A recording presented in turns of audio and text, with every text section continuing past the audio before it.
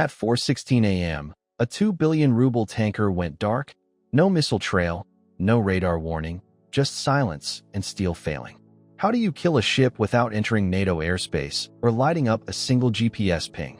This is the story of a disguised fishing boat and two autonomous UJ-26 Bober drones that flew under 50 feet, used Earth's curvature to hide, and hit Kindle's propulsion and power spine with 23 kilograms shaped charges.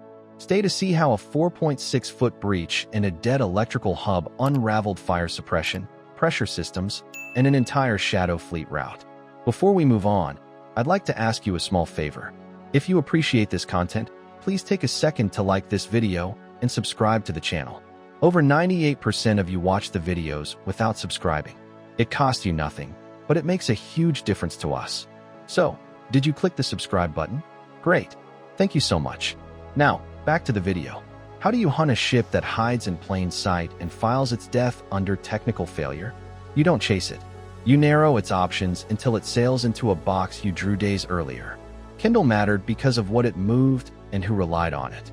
Omen flag, sanction flows, a suspected oil-for-weapons line that linked Black Sea ports to Syrian berths. That made the hull a node, not a hull. Cut the node and you don't dent tonnage. You shear a route that feeds engines, payrolls, and influence. The ship lived in the gray. AIS on when useful, dark when risky. Brokers wrote coverage like fiction, plenty of exclusions, premium padded for mystery. You can't jam silence. You can price it, though, and that price put a target on the metal. The first thread was departure. The moment lines were off the bollards, a watch cell flagged the move. Tasking went up within minutes. Commercial birds for pattern, thermal for truth, radar for shape. The wake told more than the registry. RPM gives you a signature, and Kindle's flow lined up with a known propulsion beat. The Hunter wasn't a frigate. It was a fishing hull with honest rust and civilian paint. No combat arrays. No sharp angles. Under the aft deck, a bay that held two sealed crates like spare nets. A warship draws eyes and emits like a lighthouse. A trawler drifts close and keeps its secrets. Command ran cold. Routes, timing, aim points, loaded before sunrise under an encrypted pack. After that, no live link. No chatter to triangulate. No operator to jam. No spoof to sell. The decision to fire had already been made from a room that never keyed a mic, because emissions are breadcrumbs. Here's the physics that made it work. Most coastal and merchant radars see by line of sight. The Earth curves. At sea level, the radar horizon sits low, so a vehicle under 50 feet can ride the dip between the emitter and the target. Add sea clutter and the clutter thresholds crews used to filter waves, and you've carved a tunnel through the net. So the chessboard took shape. Kindle threaded south of Crete. NATO airspace to the north was a no-go. Civilian coastal arrays covered the lanes unevenly, with gaps where towers didn't overlap. Between those arcs, you get seams. The route curved through those seams, skirting Syria's relay sphere without touching it. Ukraine's detection arc tightened. A thermal plume rose from the engine space, steady and hot. The wake length matched a set speed. The track pulsed through a blind zone, but the water trail held angle and rhythm. Confidence grew high enough to commit steel. On board the fishing mothership, the launch method stayed quiet. A low-pressure ram sent each airframe into the wind with no flash, no heat spike, no RF burst. The hull resumed a lazy trawl, nets slack, lights dull. Anyone watching saw a boat waiting on a bite. The role distribution was simple.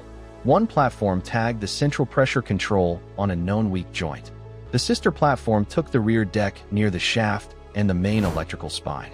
No callouts, no corrections, just logic trees that matched heat, geometry, and metal.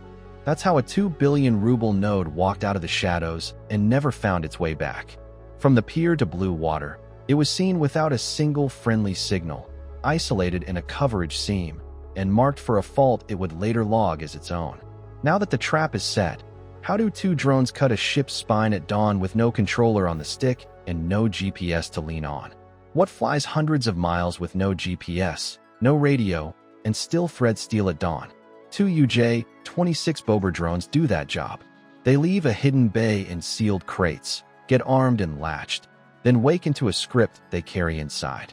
Each frame is light, composite, and quiet. Preloaded routes sit behind encrypted switches. The brains ride on inertial cores. The eyes are infrared for the last mile. Once they go, there's no leash to pull. That choice cuts both ways. No uplink means no rescue if the ship drifts or turns. At low level, the sea lies to sensors. Spray flares, chop throws false edges, squalls build walls out of mist. One bad read, and the nose digs into water. When you fly under 50 feet, you count on stable code, clean air, and a margin the width of a human breath. The NAV stack is built to live with drift. Inertial sensors feed a loop that the software trims with sea skimming cues, wave rhythm, horizon arc, and thermal layers the camera can parse. Where stars or a clean horizon line exist, the code locks those frames to reset bias. Before launch, crews bake in encrypted sat imagery and route parameters, so the logic knows what the world should look like without ever asking a satellite for a fix. Radar evasion is baked into altitude. Below 50 feet, the Earth's curve hides a small airframe from most commercial sets.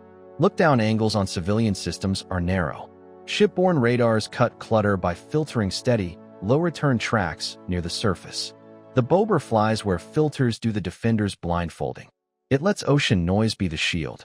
The pair split rolls. Drone 1 angles for the central pressure station, a hard point tied to pumping, and a hull joint known to flex under load. Drone 2 races the wake for the aft pressure deck, close to the prop shaft and the main electrical heart. Hit both, and you take the ship's blood and the ship's brain in a single breath. Each carries a 23-kilogram shaped charge. The blast does not spray, it sculpts. The liner forms a jet that cuts a narrow path and drives deep.